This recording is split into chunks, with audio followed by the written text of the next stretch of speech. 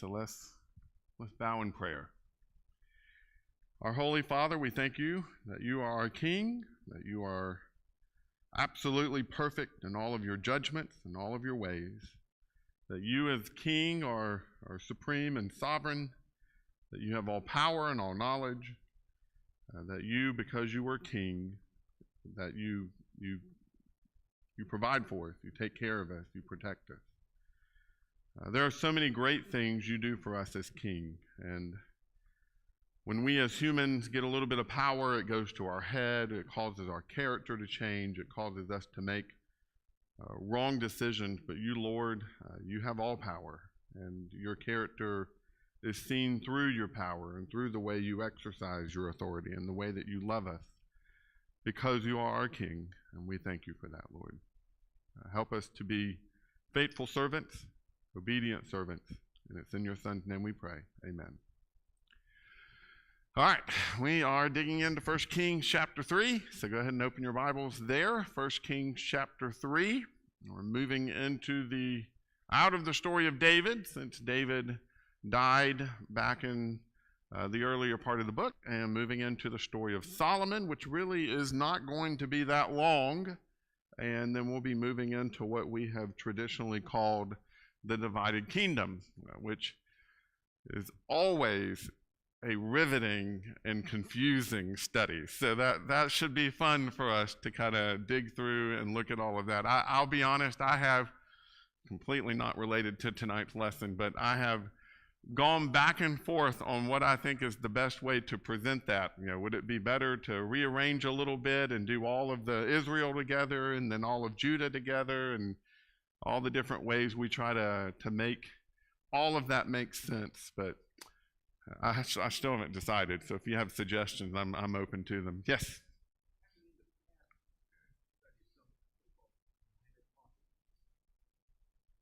So the way the schedule is set up, if I remember correctly, is you've got the histories for most of next quarter, and then there's minor prophets stuck on at the end, and we kind of study them.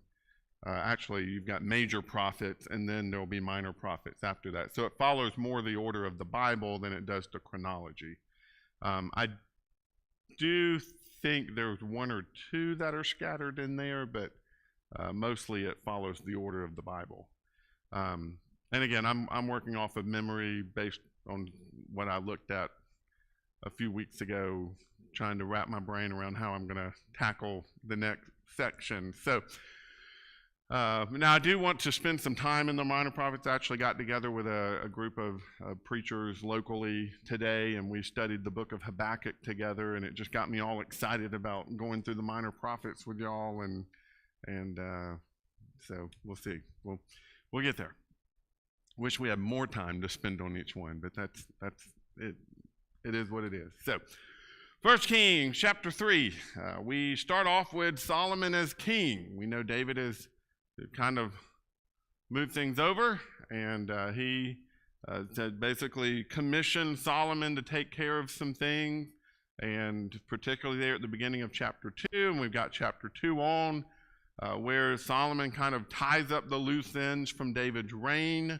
And once all of that is done, we get to chapter 3, which is basically where we've got the story of Solomon. Now, Solomon, how does he do?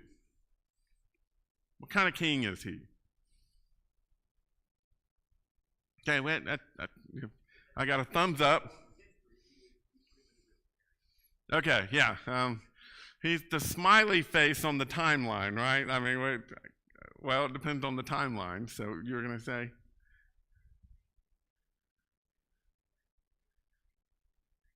Okay, yeah. So starts off great. Things go downhill. There's not enough told to us in the biblical story, but we tend to make some assumption. If you believe that Ecclesiastes was written by Solomon, which is up for debate, if it is written by Solomon, then a lot of people think it was a later in life kind of a wrapping up. God really is most important, and so it's a picture of Solomon being faithful to the Lord in the end. I don't know. I don't want to outspeak my knowledge here. I do know in the very beginning, we almost have a neutral presentation of Solomon.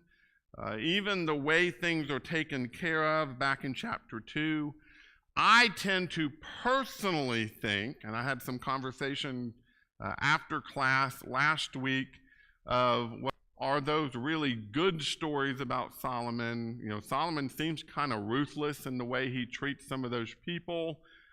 And he does, but I also think there's a sense in which he shows mercy to those people. David basically says, hey, you take care of these things, you tie up these loose ends, and there's really no questioning what David means by that. And Solomon, when he goes to do it, basically says, you know what, I'm going to give you one chance, and if you mess up, that's it, but I'm at least going to give you a chance, which might show him more as a merciful king, but again, there's some neutrality in there about Solomon where you're not really sure if he's doing the right thing or the wrong thing or the right thing for the right reason. That there's difficulty there for me in trying to understand who Solomon is and what his perspective is. We do know, at least in some ways, God is pleased with Solomon, right? When you do see that here in the beginning. Right here in chapter 3, Solomon, the first thing we read about Solomon really after he takes care of David's loose ends is he gets married. Who's he married? Pharaoh's daughter. Is that a good thing or a bad thing? It's bad because they're not supposed to marry non-Israelites, but it's actually a good thing for a king to do if you're looking at it just from a human perspective, because it means he's making alliances and peace with the nations around him, and Egypt would definitely be one of those nations you'd want to be at peace with. It becomes particularly bad for Solomon, though, because what do we find out about Solomon later? Yeah, he lets his wives turn his heart away from God, which goes back to the whole he should have just married other followers of Jehovah. But, again, you've got that. You've got him building a house for himself. Solomon brought her to the city of David until he finished building his palace, the Lord's temple, and the wall surrounding Jerusalem. So we've got, he builds his palace. Now, my question is, what was wrong with David's palace? Didn't David have a home? I mean, why build another one? And again, that's not necessarily wrong. I'm not saying that it's immoral or that he shouldn't have done it. Every king wants their own places of honor and respect, and so he builds a house for himself. But we also know he built the Lord's temple. But who really did all the work for that? David. David collected the supplies, hired the workers, got everything ready, put the plans in place. I mean, it was ready to pull the trigger as soon as as soon as Solomon was ready to pull the trigger. And so, we give Solomon credit for that, but there's a sense in which really, while Solomon headed the actual building effort, David headed the project in a lot of ways. Dallas?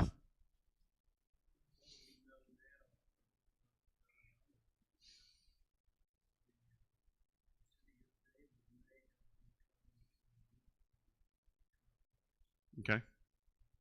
The palace of David.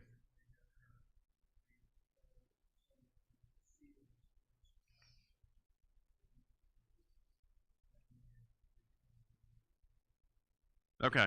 So, here you've got David's house that's recommissioned as the secretary's place to function, the headquarters, and then, Solomon has to build himself a house. And then you get to this thing about the sacrifices.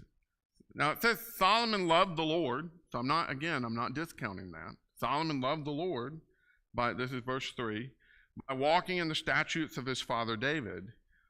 But, what's it say? Yeah, he also sacrificed and burned incense on the high places. And so you've got Solomon.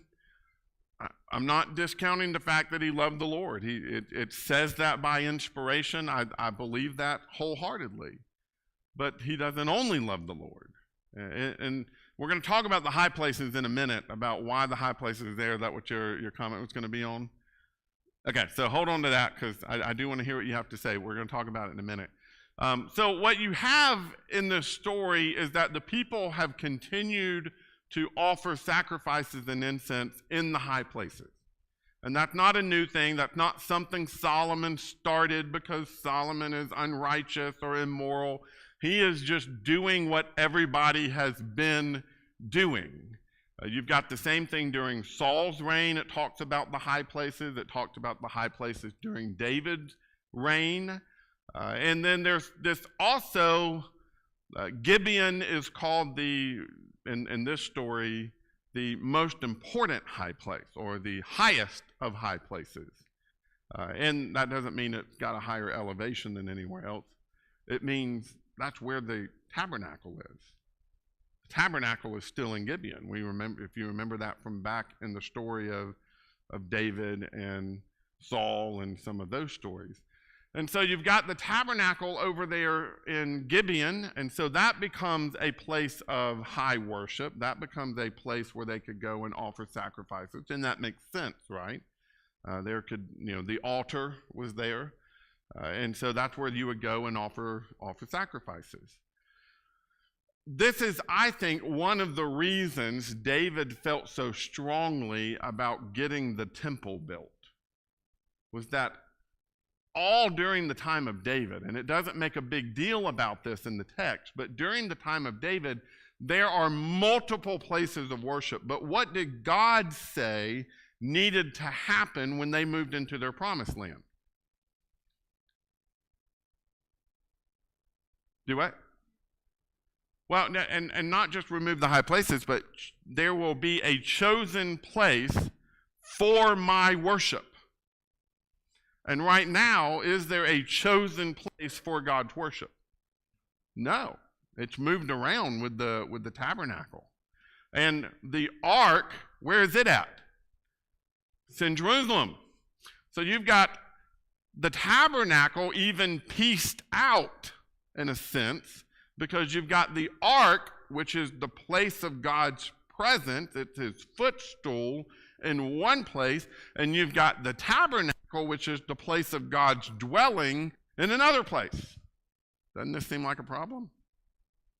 And this isn't the way we normally picture the story, but I think this is one of the reasons David felt so strongly about God needs his house here in Jerusalem. It's where the ark is. It's where the place of his. It's supposed to be in the place of his presence. So we need to move the tabernacle into Jerusalem. I don't know why they never did that. I don't know if it was a location issue. I don't know if not having been there, maybe one day, hint, hint, nudge. I'm kidding. But the elevation, Jerusalem is extremely hilly from the models that I have seen. That being said, the tabernacle is not that big. So I don't understand why they never moved the tabernacle into Jerusalem to be with the ark, but they never did. And so you've got the ark in one place and the tabernacle in another place, and what you have is the people divided up. They're worshiping in multiple places. And we know that they are because Solomon worships in multiple places. That's part of the story that you have here. And so God is pleased with Solomon. God offers Solomon pretty much like a genie wish. You may have anything you want. What do you want? Okay, what's Solomon choose? Wisdom, okay? And we've heard this story since we were children. He chooses very wisely. Give your servant a receptive heart to judge your people and to discern between good and evil. For who is able to judge this great people of yours? That is excellent. I find it even a little bit ironic that this is really wise to ask for wisdom, is it not? I mean, he's showing his own wisdom by asking for wisdom because he recognizes his own inability to truly be able to discern between issues of judgment that he's going to have to judge in as king. And so it really is a great character moment for Solomon, probably the greatest character moment for Solomon. And so it's a great piece here.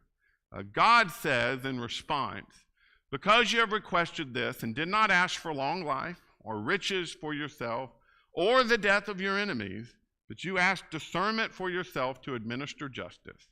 I will therefore do what you have asked. I will give you a wise and understanding heart so that there has never been anyone like you before and never will be again. And that is, you ask for it, I will give it to you, and I will give it to you abundantly. Okay? And that I find interesting. Of course, we have some examples of it in just a moment. In addition, I will give you what you did not ask for, both riches and honor, so that no king will be your equal during your entire life. If you walk in my ways and keep my statutes and commands, just as your father David did, I will give you a long life. And so it's pretty impressive just how generous God is to Solomon and giving him not just wisdom, but long life and riches. And we know he also gave him rest from his enemies. Okay, because it goes on to say that. I find that interesting. Now, had Solomon asked for a long life, would God have given it to him? I see no reason to think no.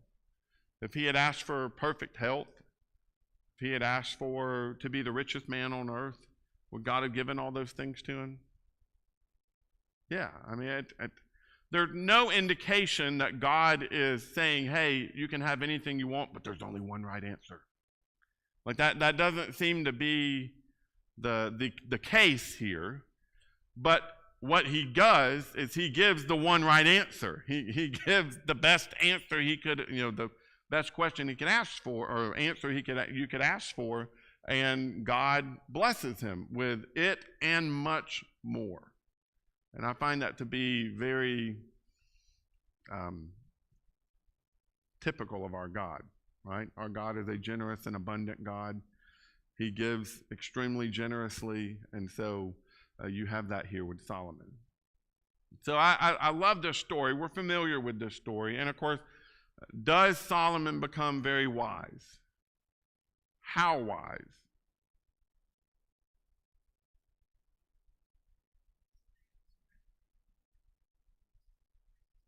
Okay, so yeah, I mean, he gets famous all over the world for being incredibly wise.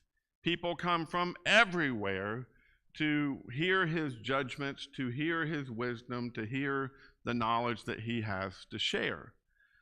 What's ironic about it?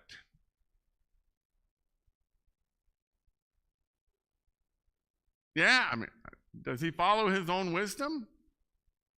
No, I mean, you look at what he writes in Proverbs to his son.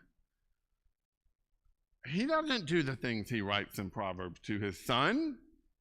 And maybe Proverbs is written after he makes all his mistakes, and therefore it is a reflection on here's how I wish I would have done.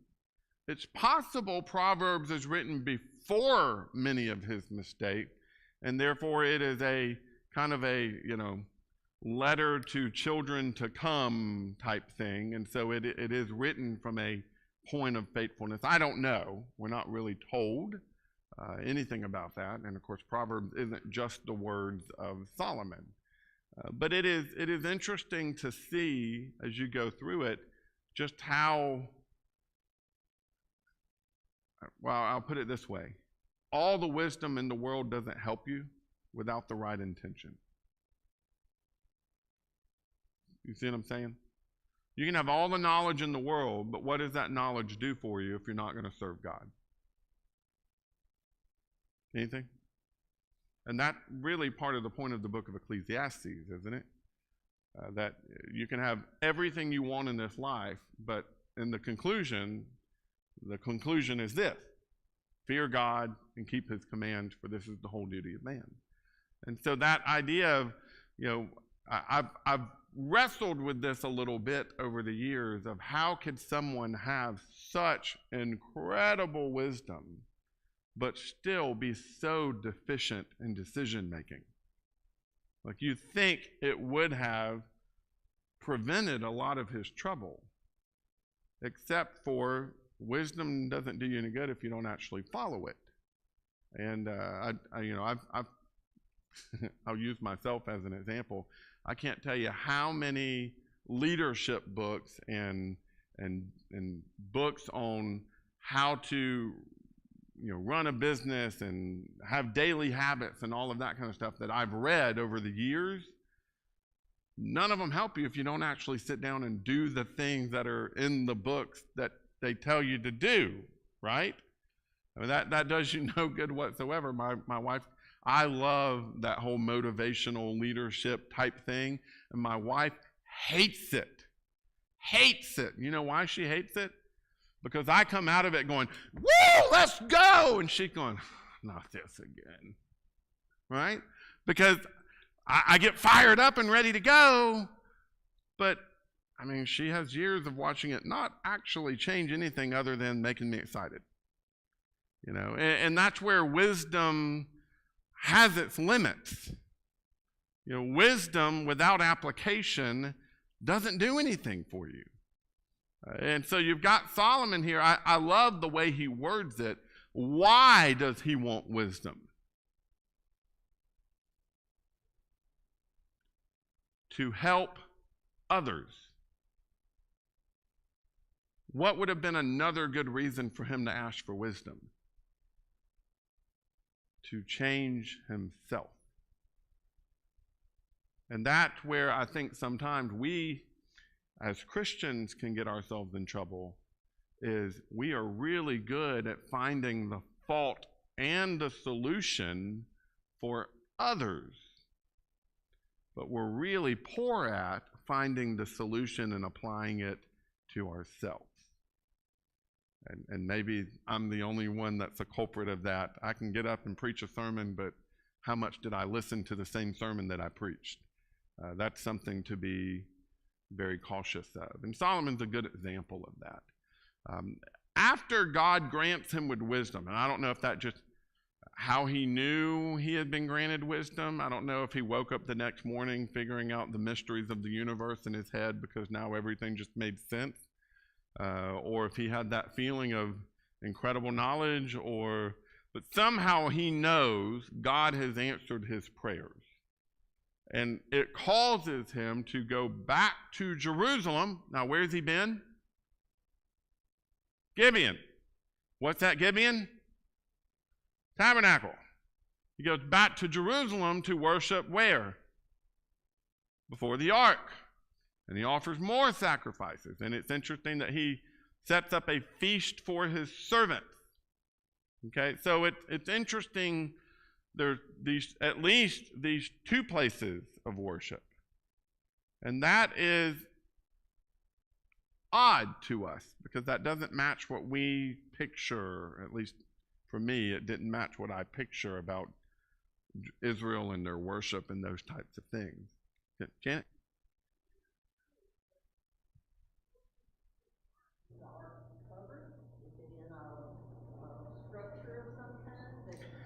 We know David had built a tent for the ark. That's mentioned at some point, and I can't remember where. But other than that, I would assume it's covered. Maybe he's might be covered, but you still see a blanket draped box. I mean, with angels on top. So I don't know. But I mean, he went to Jerusalem, stood before the ark of the Lord's covenant, offered burnt offerings and fellowship offerings. Then he held a feast for all his servants. So in some capacity, he went to the ark to do his worship. Yes?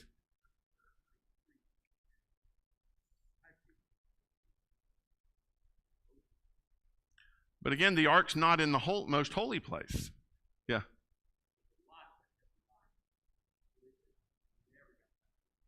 Yeah.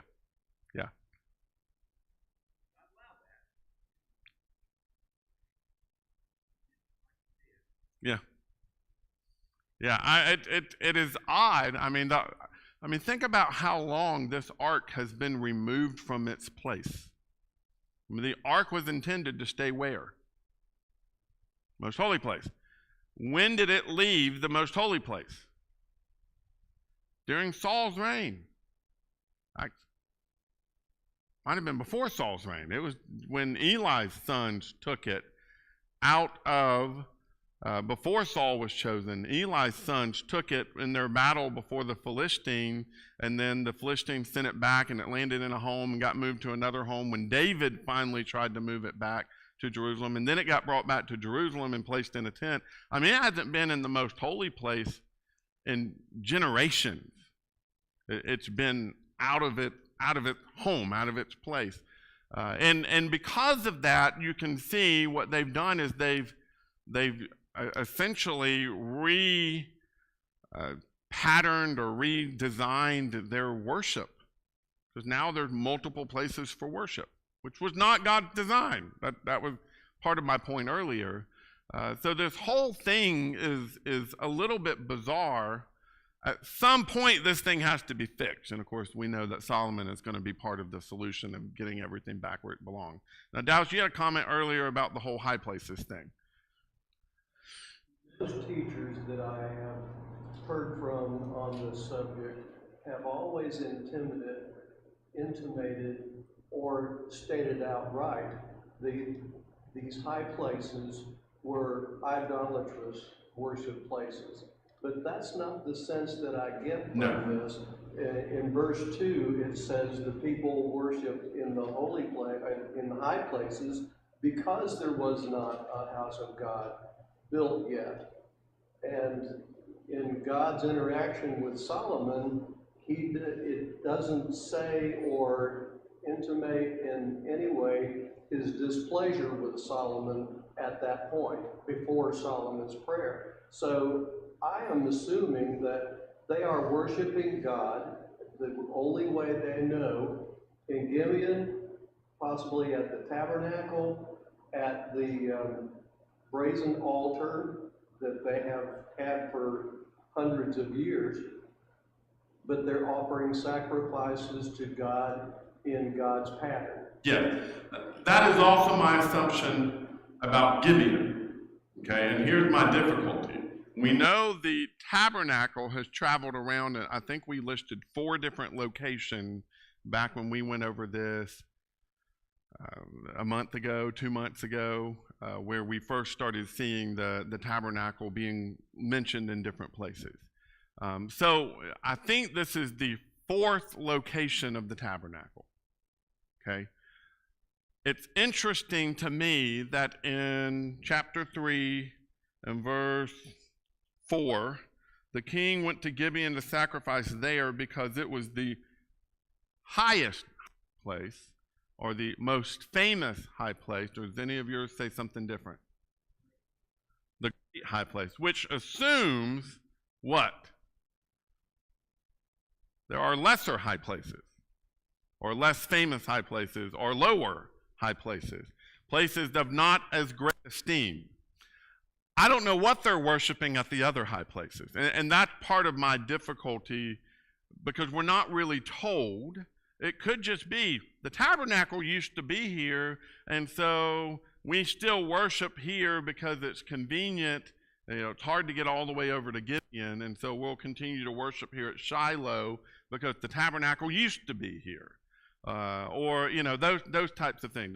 Remember, Saul had it near his home at one point, and so the tabernacle, I forget, Manaheim or something like that. So maybe there are, any place the tabernacle has been is now considered holy ground. It's now considered a high place where you can worship Yahweh, but you can go to Gibeon, to the best high place to really worship Yahweh, or Jerusalem where the ark is. What we do have to recognize is there's a lot of places where they're finding reason to worship. Now, I don't necessarily, because it's called a high place, assume that they were idol worshiping. Because I have a hard time believing if that's the case that God appears to Solomon in a dream and says, hey, let me give you anything you want, and that it says Solomon loved the Lord, that's why he went to do this, and God was pleased with Solomon. Okay, I have a hard time believing those would be the phrases if Solomon went to worship God along with a bunch of idols. I think he's worshiping God, and that's what happened at Gibeon at the most famous high. Okay.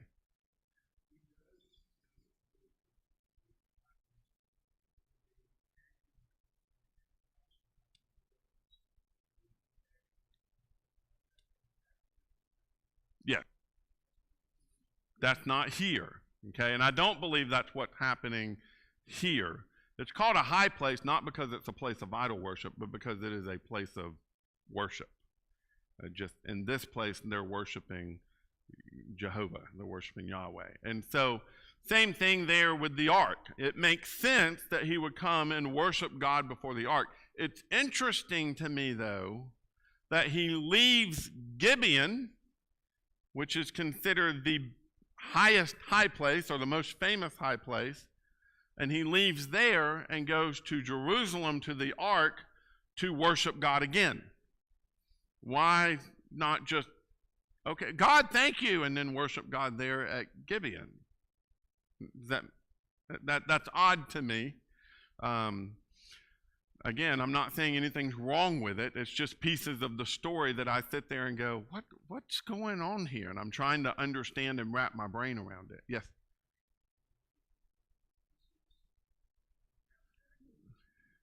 Maybe. I've got 4 places to be today. Yeah, I don't know.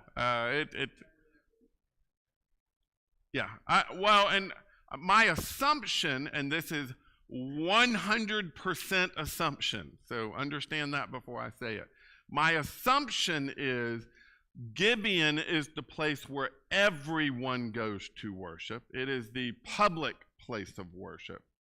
The ark is because it is a secluded item. It is something that is held back. It's something only certain people are allowed access to.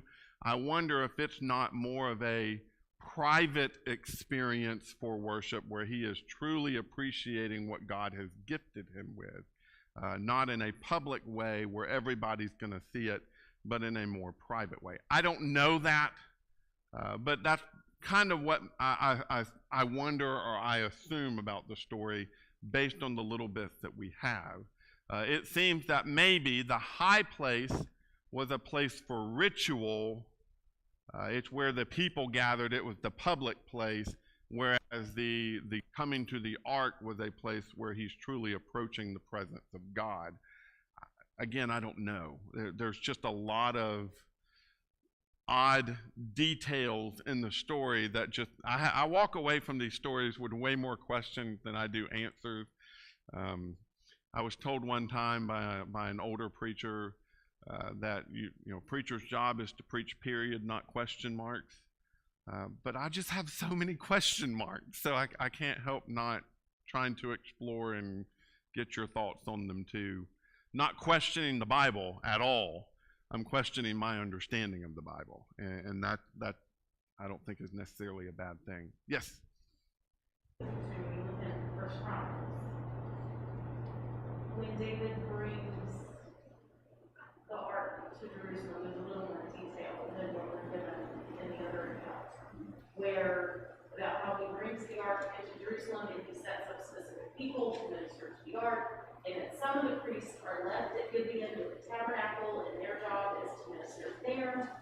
And it even makes the point to offer burnt offerings to the Lord on the altar of burnt offerings continually morning and evening, even according to all that is written in the law of the Lord, which he commanded Israel.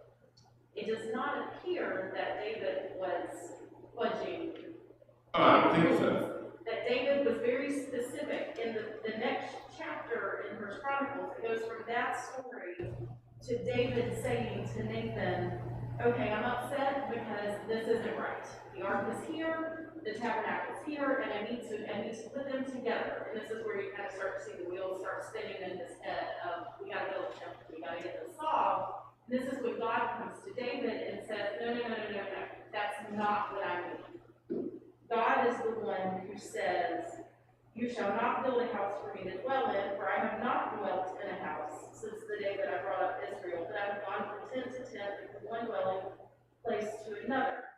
And then he goes on a couple of verses later and starts talking about how his purpose is, I will appoint a place for my people Israel and will plant them so that they may dwell in their own place and not be moved again. And he starts talking about this promise to David to establish a kingdom. So it's almost like God is saying, yes, you need to worship me purposefully. And yes, you need to follow the laws, but that's not the greater part of my plan. My plan does not stop with a physical building where everyone is going to come. Because David's saying, "Hey, God, let me fix this." And God comes back and says, "No, my kingdom is the priority. I'm setting up something bigger than a tabernacle or a temple." So it seems almost as if God is, this is okay. It's going to be resolved, and my point is not the tabernacle and it's not the temple. That's all a shadow of what's to come. My point is the kingdom. Well, but it is odd to me that you've got David. And again, I try to put myself in the shoes of some of these people. Why not just put the ark back in the tabernacle? I mean, you know where it is. We took it out of the tabernacle. Let's put it back in the tabernacle. I mean, that seems like the easy fix here. But David really wants it in Jerusalem. He wants it in the capital city. And I don't think that's necessarily wrong because of what Tiffany said of God's plan was to establish this nation and establish the capital city and establish his people there. And so maybe that's part of what's going on. So Solomon, the next story you have is Solomon proving his wisdom. You got the two women who had their babies or their children, and one woman rolled over on her child and smothered the child and essentially stole the other woman's child. And that woman is upset and has brought the matter to Solomon, and Solomon's answer is what? Cut him in half. And of course, the wisdom behind that is the woman who's being spiteful and ugly about stealing this child says, sure, because she doesn't care whether the child lives or dies. And the mother, who really loves the child, says, no, just let her have the child because she cares more about the child's life than getting the child back. And of course, that's how Solomon reveals who really is the mother of the child. And just again, he becomes well known for that judgment. He becomes well known for having that sort of wisdom and discernment and the ability to see through the puzzles to the right answer, which is really the application of the wisdom he asks for. You also have right after that this story of Solomon proving his wisdom with administration. I believe that's there at the beginning of chapter 4, where Solomon basically divides up people and he puts rulers over the different tribes, and he puts people in place that are going to be able to take care of the land and give judgment in the land and be more or less the law keepers or the law enforcers in the land.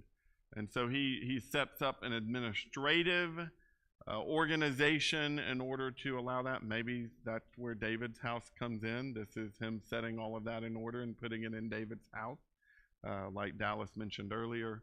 And so you have Solomon doing that.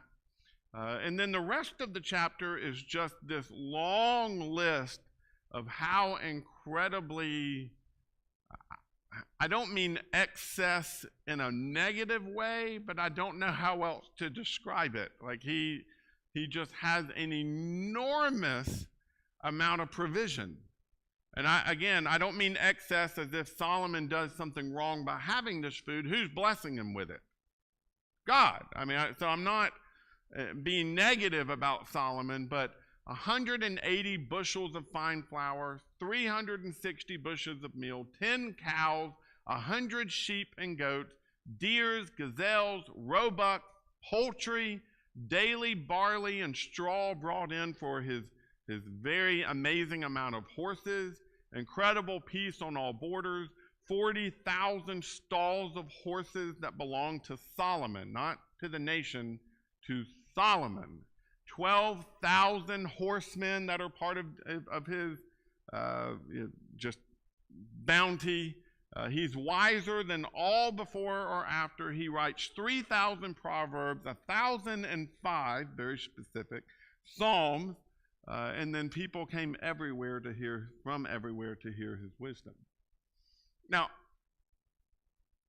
what's the point of all of that?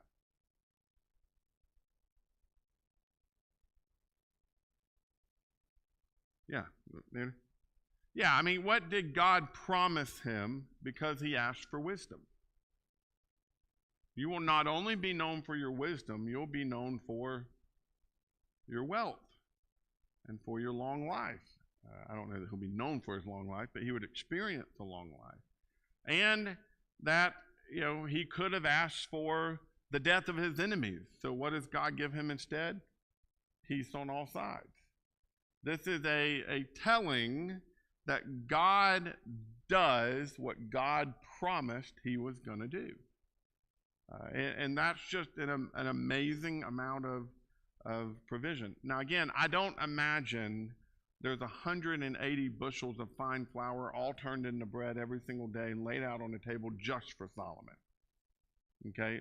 Solomon is also, it seems, very generous even with his servants. Okay, what did we read there after he's given this wisdom? He goes to the ark of the Lord. He offers sacrifices again, and then he does what? Has a feast for the servants. Not for his friends, not for his equals, not for the other royalty in the land, not for the healthy, wealthy young men, the lords and ladies of the kingdom. I don't know how developed the kingdom was at that point and how much of that kind of thing they had going on.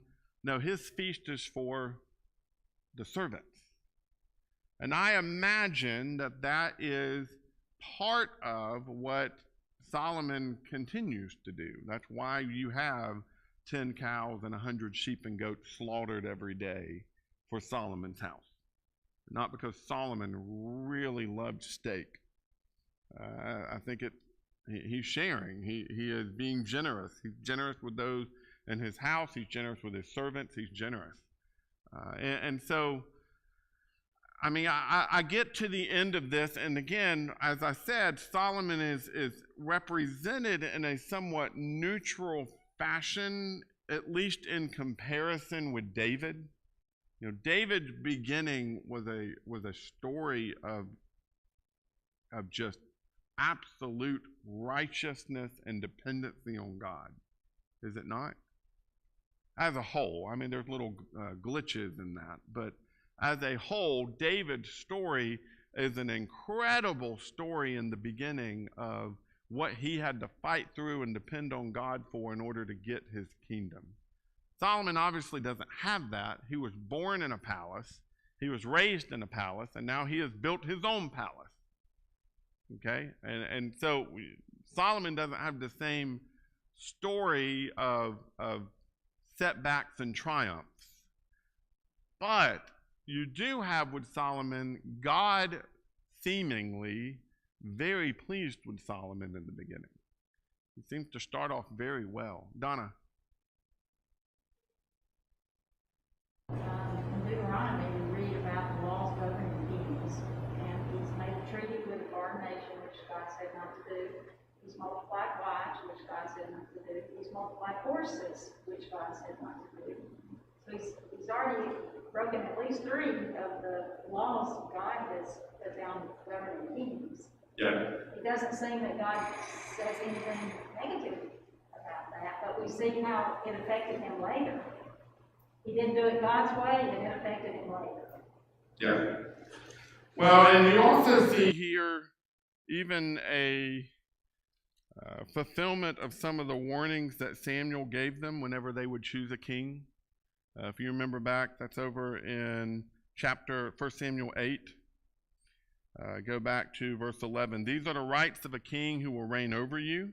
He will take your sons and put him to use in his chariots, on his horses, or running in front of his chariots.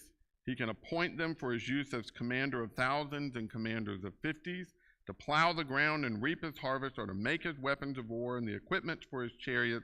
He can take your daughters to become perfumers, cooks, and bakers. He can take your best fields, vineyards, and olive orchards and give them to his servants. He can take a tenth of your grain and your vineyards and give them to his official and servant. He can take your male servants, your female servants, your best young men, your donkeys, use them for his work. He can take a tenth of your flocks, and you yourselves can become his servants. When that day comes, you will cry out because the king you've chosen for yourself, but the Lord won't answer you on that day. There's a lot of that being fulfilled even here by, some of it was fulfilled by David. But some of that you're seeing fulfilled even by Solomon. Where did all of this bounty come from? The people. Every tribe was assigned a month of the year. And for that whole month, that tribe brought all of this to the king's palace for him to enjoy. And that was the practice. Well, what do we know happens as soon as Solomon dies? What did the people commission Jeroboam for? Please go beg Rehoboam to lessen the burden on us because we can't handle this anymore. Right? The people cry out against it. And Solomon, again, he's known as the golden king. Riches and wealth are so abundant in Israel at this point that it almost becomes neglected. He does an incredible amount of administration and trade, and really, gains Israel an incredible amount of wealth and honor in the world. But it comes at a price, and Solomon himself does it not as a righteous, dependent servant of the Lord. He's a great king, and he does the job of a king. And I think a lot of times, as Donna pointed out, he doesn't do it necessarily the way God would intend him to do it. And so that becomes a big piece of this, and we're going to see that he gets so focused on being a good king that it becomes his downfall. And we'll see that as we move forward. So chapters 5 through 7 for Sunday. Any other thoughts? We got a minute left. No? All right. Well, then chapters 5 through 7 for Sunday. Thank you for your attention.